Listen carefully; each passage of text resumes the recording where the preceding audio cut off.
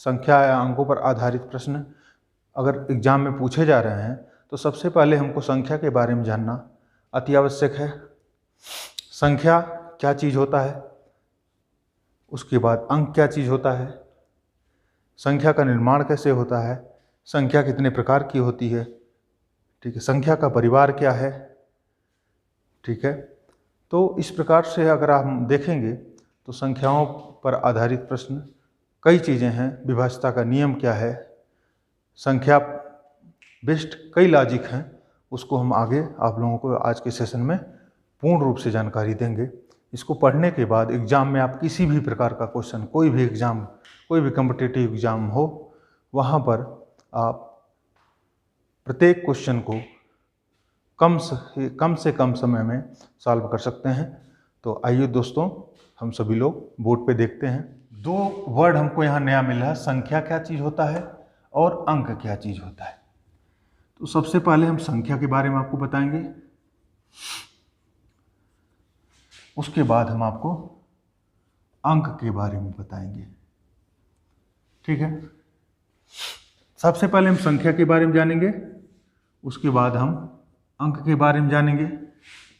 संख्या को इंग्लिश में नंबर के नाम से जानते हैं और अंक को इंग्लिश में डिजिट्स के नाम से जानते हैं। डिजिट के पहले हम देखेंगे संख्या क्या चीज़ है। तो संख्या क्या होता है? संख्या जिसकी सहायता से हम वस्तुओं की गणना, मापन और नामकरण करते हैं उसे हम संख्या कहते हैं। फिर से एक बार रिवाइज करेंगे। जिसकी सहायता से हम वस्तुओं की गणना या गिनती कर सकते हैं, गणना या गिनती या मापन या नामकरण किया जाता है, उसे हम संख्या कहते हैं। तो हमने क्या बताया? संख्या का जिसकी सहायता से गणना या गिनती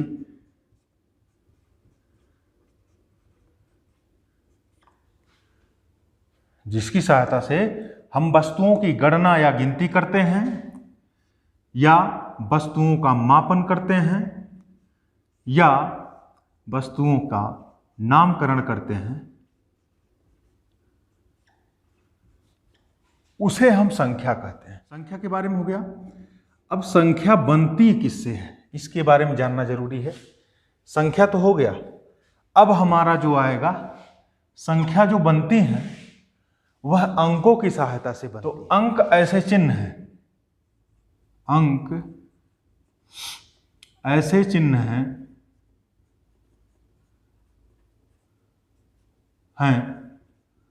जो संख्याओं को लिखने के काम आते हैं, संख्याओं को लिखने के काम आते हैं,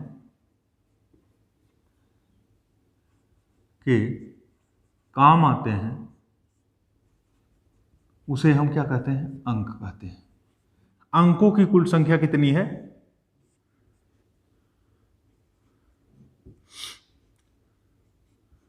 अंकों की कुल संख्या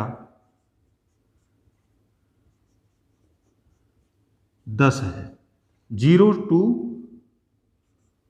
9, या यहाँ पे दूसरे तरीके से लिख सकते हैं नीचे, या 0, 1, 2, 3, 4, 5, 6, 7, 8 और 9। तो यहाँ पर हम कुल देखें तो 1, 2, 3, 4, 5, 6, 7, 8, 9 अंक ये हो गया और एक 0। इन्हीं अंकों की सहायता से हमारा संख्या का जो है निर्माण होता है, या हमारी जितनी भी संख्याएं हैं उसका निर्माण होता है। इन्हीं संख्याओं का चाहे 2 बार, 10 बार, 5 बार आगे पीछे लगा करके जितनी भी ब्रह्मांड में संख्याएं बनती हैं, इन्हीं 10 अंकों की सहायता से बनती हैं, जिसको हम, इन्हीं अंकों को हम दाशमिक प्रणाली के नाम से भी जानते हैं। दाशमिक प्रणाली दार्शनिक प्रणाली के तहत जो अंक आते हैं ये क्या है, यही दो 1 से लेकर 10 अंक दार्शनिक प्रणाली है। देखिए दार्शनिक, इसलिए 10, इसमें 10 शब्द छिपा हुआ है। 10 मतलब यही दार्शनिक प्रणाली, अर्थात 10 अंक। 10 अंक मतलब 0 to 9। ठीक है, इस प्रकार से इसको हम दार्शनिक प्रणाली कहते हैं। दार्शनिक प्रणाली के अंतर्गत ये 10 अंक आते हैं। कौन कौन? 0 से लेकर के 1 2 3 4 5 6 7 8 9। ऋक मतलब हो गया 2 अंक। इसमें कौन कौन से प्रयोग होते हैं? 2 अंक में 0 और 1 का ही प्रयोग होता है। और ध्यान दीजिएगा, यह प्रयोग मैक्सिमम कंप्यूटर में होता है।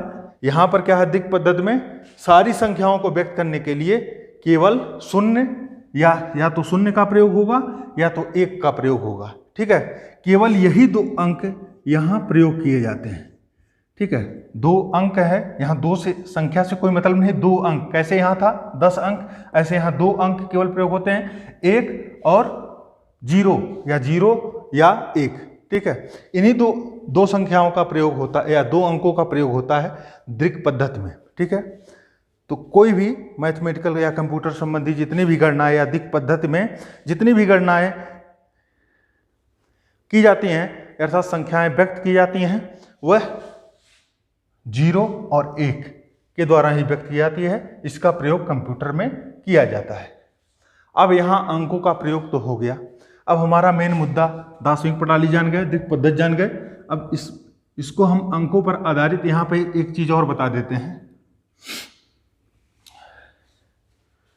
यहाँ अगर हम देखेंगे तो पहले के टाइम में इसी को हम गिनती जो लिखते थे, अभी तो 1 2 3 4 5 6 7 8 9 चलने लगा, लेकिन इसी को पहले जो अंकों से हम व्यक्त करते थे, अंक 0 को 0 लिखते थे, 1 को 1, 2 को 2, 3 4 5 6 7 8 और 9 है अंक। ये भी 9 अंक ही हैं, लेकिन इसका प्रयोग पहले किया जाता था। और जबकि 0 से लेकर के 9 तक का प्रयोग या 0 to 9 या 0 1 2 3 इसको इस टाइप से पढ़ेंगे। और ये है 1 इकाई, 2 इकाई, 3 इकाई, 4 इकाई, 5 इकाई, 6 इकाई, 7 इकाई, 8 इकाई, 9 इकाई, यह इस प्रकार से पहले पढ़ा जाता। लेकिन मैक्सिमम एग्जाम में प्रयोग इसी का होता है। इसका यहाँ पे हमको कोई लेना देना नहीं इससे है। और एक यहीं पर आता है आपका रोमन अंक, वो भी देख लीजिए। डिजिट अगर हम देख रहे हैं तो रोमन अंक में डिजिट कैसे लिखा जाता है। रोमन अंक में 0 का कोई डिजिट नहीं है। यहाँ पर first, second, third, fourth, fifth, sixth, 7, 8,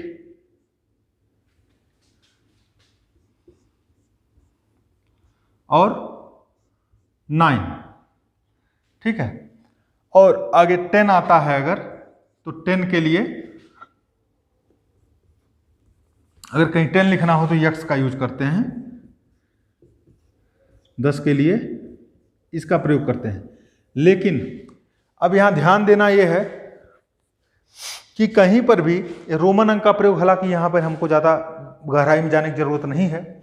हमारा मेन मुद्दा जो है ये है 0 to 9 अंक। हमने बताया कुल अंकों की संख्या 10 है, 0 to 9, 0 से लेकर के 9 तक। और यही हमको विशेष तौर पे ध्यान देना है। यह तो हमने आपको एक्स्ट्रा नॉलेज के तौर पे थोड़ा बहुत परिचित करा दिया, लेकिन आगे यहाँ पर हमको ज़रूरत इसकी नहीं पड़ेगी। इसकी आगे ज़रूरत पड़ेगी तो देखा जाएगा। बाकी वर्तमान समय में अभी मेरे हिसाब से इसकी ज़रूरत नहीं है। जो ज़रूरत है वह हमारी ये हो गई संख्या। संख्या के प्रकार में हम देखेंगे, संख्या मुख्यतः कितने प्रकार की होती है? 2 प्रकार की होती है। तो पहला हमारा क्या है? चर संख्या।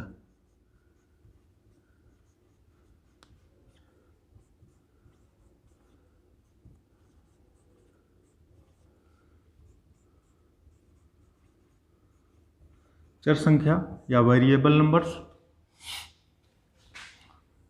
दूसरा हमारा है अचर संख्या,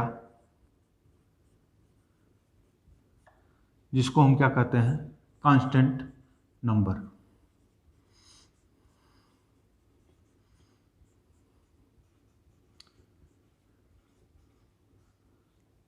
अब ध्यान दीजिए, हमने क्या बताया संख्या के प्रकार में।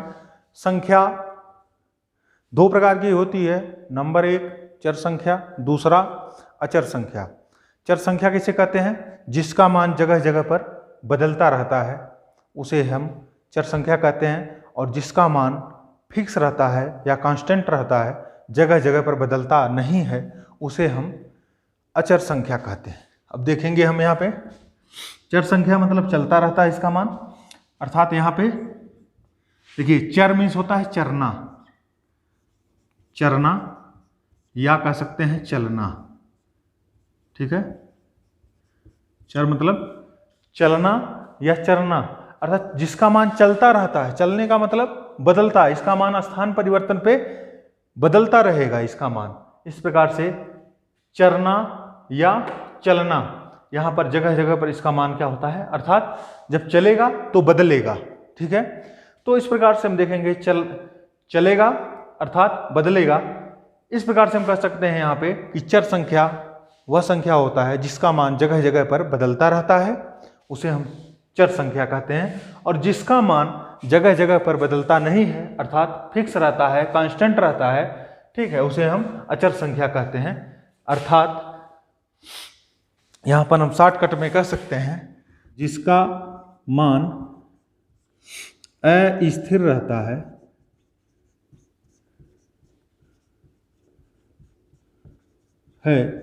उसे हम क्या कहते हैं, चर संख्या कहते हैं, और जिसका मान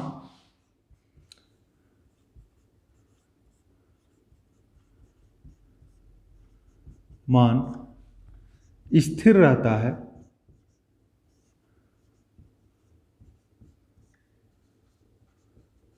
उसे हम क्या कहते हैं, अचर संख्या कहते हैं। इस प्रकार से क्लियर हो गया संख्या के प्रकार। संख्या दो प्रकार की होती है, पहला चर संख्या वेरिएबल नंबर, अर्थात कि जिसका मान अस्थिर रहता है अर्थात बदलता रहता है। अस्थिर मतलब बदलता रहता है, ठीक है, उसे हम क्या कहते हैं, चर संख्या कहते हैं। और अचर संख्या किसे कहते हैं, जिसका मान फिक्स रहता है अर्थात स्थिर रहता है, अर्थात बदलता नहीं है। स्थिर रहने का मतलब बदलता नहीं है,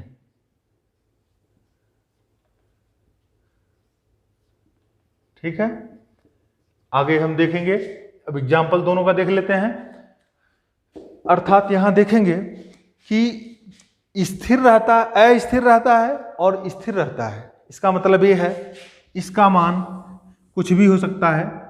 एग्जाम्पल के तौर पे देख लेंगे, ए बी सी डी आगे dot dot dot X Y Z तक कुछ भी हो सकता है, या कह सकते हैं ए से लेकर के आ ई डॉट डॉट डॉट, ठीक है, कहाँ तक, ज्ञान तक कह सकते हैं, ठीक है। तो यहाँ ध्यान देना है कि चर संख्या किसे कहते हैं, जिसका मान अस्थिर रहता है अर्थात बदलता रहता है, उसे चर संख्या कहते हैं। अर्थात एग्जाम्पल के तौर पे A B C D X Y Z, मतलब ए से लेकर के जेड तक हम कह सकते हैं, ठीक है, ए से लेकर के ज्ञान तक कह सकते हैं, ठीक है। तो यहाँ पर इसका मान, जिसका मान बदलता रहता है वह चर संख्या है। अचर संख्या क्या है, अर्थात एक से लेकर के, एग्जाम्पल के तौर पे इसको लिख लेंगे, एक से लेकर के 1 2 3 डॉट डॉट डॉट कहाँ तक, इनफाइनाइट तक, अनंत तक। अर्थात जिसका मान स्थिर रहता है एक से लेकर के अनंत तक, हम कह सकते हैं सारी संख्याएं क्या होती हैं, अचर संख्या होती हैं। तो यहाँ हम क्या जान गए, संख्या के बारे में जान गए, अंक के बारे में जान गए, संख्या के प्रकार के बारे में जान गए। नेक्स्ट देखेंगे संख्या परिवार।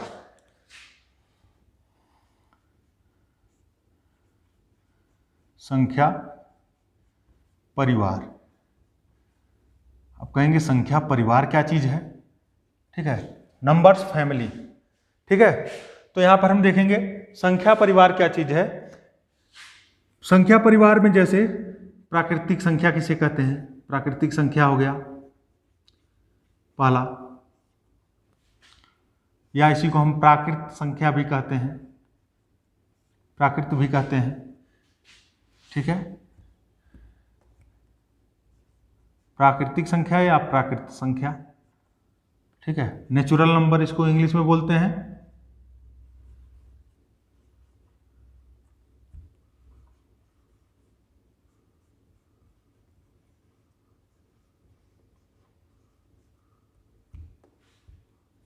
ठीक है, नेक्स्ट देखेंगे, पहला प्राकृतिक हो गया,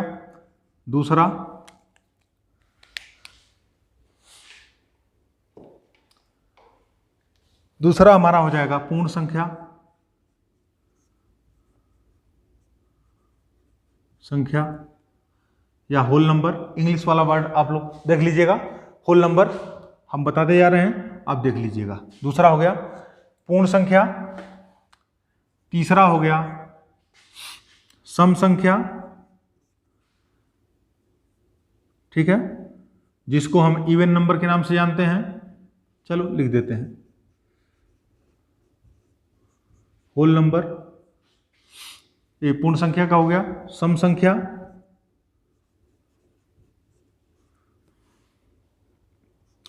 इवन नंबर। नेक्स्ट देखेंगे विषम संख्या,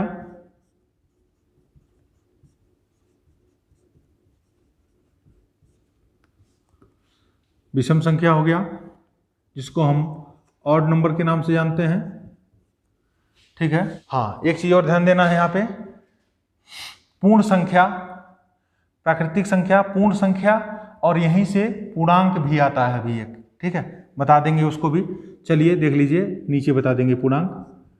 ए हो गया अभाज्य संख्या या प्राइम नंबर।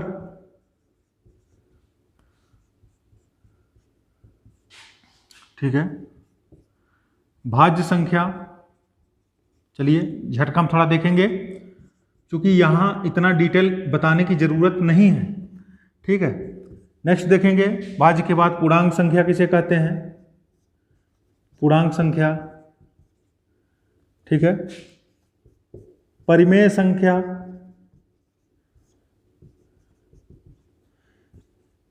अपरिमेय संख्या।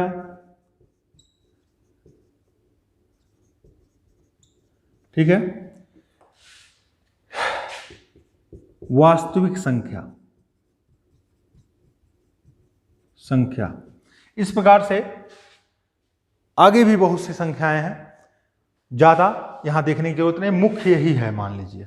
ठीक है, यहीं से अगर प्रश्न बनेगा इस पर आधारित या संख्या परिवार से क्वेश्चन अगर बनेगा तो यहीं से पूछा जाता है, क्वेश्चन एग्जाम में पूछा जाता है। तो आप ध्यान दीजिएगा, सबसे पहला हमारा क्या है, नेचुरल नंबर देखेंगे। नेचुरल नंबर या प्राकृतिक संख्या, तो प्राकृतिक संख्या किसे कहते हैं, जिसे हम जिसकी सहायता से हम वस्तुओं की गणना करते हैं। ठीक है, उसे हम प्राकृतिक संख्या कहते हैं, अर्थात इसे कैपिटल एन से प्रदर्शित करते हैं। ये ध्यान देना है, किससे डिनोट करते हैं, तो कैपिटल एन से, चूंकि नेचुरल नंबर है इसलिए कैपिटल एन से प्रदर्शित करते हैं। और प्राकृतिक संख्याएं हैं कौन कौन सी हैं, तो 1 2 3 डॉट डॉट डॉट इनफाइनाइट तक, ये हमारी क्या हो गई, प्राकृतिक संख्या। प्राकृतिक संख्या या प्राकृतिक संख्या। नेक्स्ट चलते हैं पूर्ण संख्या। प्राकृतिक संख्या के परिवार में अगर जीरो शामिल कर दिया जाता है, अर्थात ये प्राकृतिक संख्या का परिवार है, अगर इसमें हम इसके आगे जीरो बढ़ा दें, अर्थात जीरो और प्राकृतिक संख्या क्या है, 1 2 3, देखिए 1 2 3 डॉट डॉट डॉट इनफाइनाइट है। इसी के साथ अगर हम जीरो और शामिल कर दें तो ये हमारा हो जाएगा पूर्ण संख्या। इसको हम कैपिटल W से रिप्रेजेंट करते हैं। ठीक है, ये ध्यान देना है। सम संख्या, तो सम संख्या किसे कहते हैं, जो 2 से, वे संख्याएं जो 2 से भाग देने पर, 2 से भाग करने पर पूर्ण रूप से या विभाजित हो जाती हैं, या वे संख्याएं जो 2 से विभाजित हो जाती हैं, सीधे लिखिए 2 से विभाजित हो जाती हैं, 2 से विभाजित हो जाती हैं, वो संख्या क्या होती हैं? सम होती हैं। विषम क्या होता है? वे संख्याएं जो 2 से विभाजित नहीं होती हैं, 2 से विभाजित नहीं होती हैं। ये विभाजित होती हैं, ठीक है, ये नहीं होती। अर्थात कह सकते हैं सम संख्याएं जो हैं वह 2 से विभाजित हो जाती हैं। अर्थात कह सकते हैं 2, 4, 6, 8, 10, 12 इस टाइप से चलता जाएगा। तो इस प्रकार से ये क्या है हमारा 2, 4, 6, 8 डॉट डॉट डॉट इनफाइनाइट तक कह सकते हैं। ये हमारा क्या है? 2 से विभाजित होने वाली संख्या है, ठीक है। और 2 से न विभाजित होने वाली संख्याएं अर्थात 1, 3 डॉट डॉट डॉट आगे इनफाइनाइट तक। तो यहाँ पर सम संख्या के बारे में समझ गए और विषम संख्या के बारे में आप लोग समझ गए, ठीक है। नेक्स्ट देखेंगे अभाज्य संख्या। अभाज्य संख्या किसे कहते हैं? वे संख्याएं जो एक और स्वयं के अलावा, वे संख्याएं जो एक और स्वयं के अलावा अन्य किसी संख्या से विभाजित नहीं होती हैं, उसे हम क्या कहते हैं? अभाज्य संख्या कहते हैं, ठीक है। वे संख्याएं जो एक और स्वयं के अलावा अन्य किसी संख्या से विभाजित नहीं होती हैं वह अभाज्य संख्याएं हैं। जैसे एग्जाम्पल के तौर पे 2, 3, 5, 7, 11, 13, 17 डॉट डॉट डॉट, ठीक है। 2 कटेगा तो या तो 1 से कटेगा या तो स्वयं से, अर्थात स्वयं से मतलब 2 से ही कटेगा। 3 कटेगा या तो 1 से कटेगा या तो 3 से कटेगा। 5 कटेगा या तो 5 से कटेगा या तो 1 से कटेगा। 7 कटेगा तो 1 से कटेगा या तो 7 से कटेगा। इस प्रकार से जितनी भी संख्याएं अभाज्य संख्याएं हैं सभी लोगों को पता है। नेक्स्ट है आपका भाज्य संख्या। भाज्य संख्या क्या है? अभाज्य में था 1 और स्वयं से विभाजित होती हैं, जबकि यहाँ क्या है? 1 से तो विभाजित होंगी ही और स्वयं से भी विभाजित होंगी। 1 और स्वयं के अलावा अन्य संख्याओं से भी विभाजित हो जाती हैं। अन्य संख्याओं से भी विभाजित हो जाती हैं, वह क्या होता है? भाज्य संख्या। अर्थात वे संख्याएं जो 1 और स्वयं के अलावा अदर संख्याओं से भी विभाजित हो जा सकती हैं या विभाजित की जा सकती हैं, उसे हम क्या कहते हैं? भाज्य संख्या कहते हैं। हाँ, एक पॉइंट और यहाँ छूट रहा, थोड़ा सा ध्यान दीजिएगा आप लोग। प्राकृतिक संख्या की खोज किसने की थी, या प्राकृतिक संख्याओं का सिद्धांत या थियरी जो है, थियरी ऑफ नेचुरल नंबर, सबसे पहले किसने दिया था? तो ये आप लोग याद रखिएगा, पाइनोज ने दिया था। पाइनोज। प्राकृतिक संख्या की थियरी किसने दिया था या सिद्धांत किसने दिया था पूछता है, ठीक है। यह पाइनोज ने दिया था। या प्राकृतिक संख्या की खोज किसने की थी? तो पाइनोज ने किया था। देखिए, अगर भूल जाइएगा तो प से प्राकृतिक संख्या और पा से पाइनोज, पा से प्राकृतिक संख्या, पा से पाइनोज। नेक्स्ट देखेंगे, आते हैं नीचे, पूर्णांक संख्या, ठीक है। पूर्णांक संख्या किसे कहते हैं? ठीक है, तो सभी पूर्ण संख्याएं, सभी पूर्ण संख्या, जैसा कि पूर्ण संख्या हमने यहां पे बताया है कि 0 से लेकर के इनफाइनाइट तक, या 0 सहित जितनी भी प्राकृतिक संख्याएं हैं वह हमारी पूर्ण संख्या है। तो सभी पूर्ण संख्याएं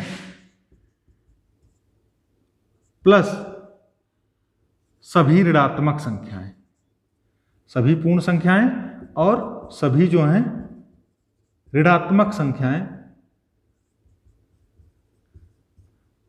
क्या है? यह पूर्णांक संख्या होती है, पूर्णांक संख्या कहलाती है। सभी पूर्ण संख्याएं और सभी पूर्ण संख्या और सभी ऋणात्मक संख्याओं को मिला करके क्या बनाता है? पूर्णांक बनता है।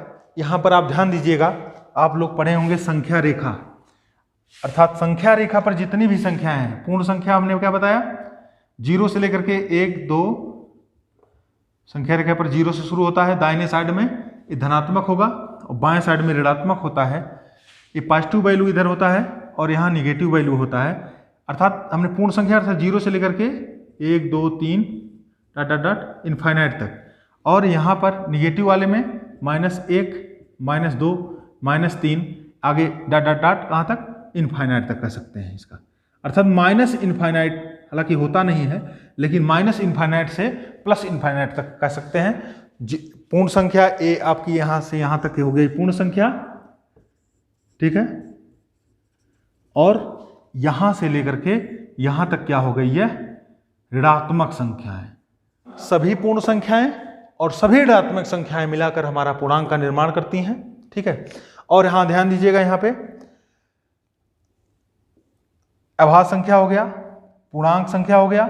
हाँ, एक चीज और पूछता है पूर्णांक संख्या के बारे में कि जैसे आपको हमने यहां पर बताया प्राकृतिक संख्या की खोज किसने किया था, पाइनोज ने किया था, इसी प्रकार से यहां पर पूर्णांक संख्या का भी कभी कभी पूछ लेता है कि पूर्णांक संख्या का खोजकर्ता कौन है।